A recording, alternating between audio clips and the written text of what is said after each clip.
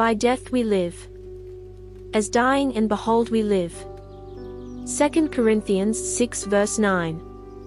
I had a bed of asters last summer, that reached clear across my garden in the country. Oh, how gaily they bloomed!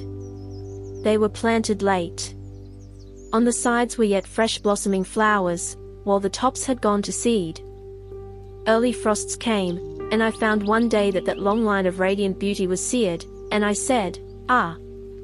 The season is too much for them, they have perished," and I bade them farewell. I disliked to go and look at the bed, it looked so like a graveyard of flowers. But 4 or 5 weeks ago one of my men called my attention to the fact that along the whole line of that bed there were asters coming up in the greatest abundance. And I looked, and behold, for every plant that I thought the winter had destroyed there were 50 plants that it had planted.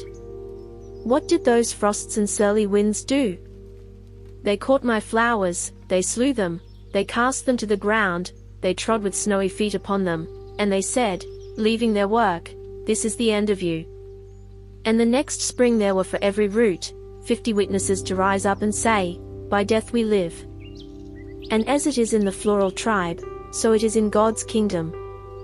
By death came everlasting life.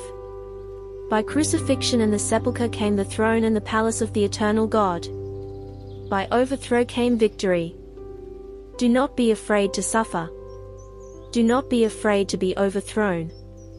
It is by being cast down and not destroyed, it is by being shaken to pieces, and the pieces torn to shreds, that men become men of might, and that won a host.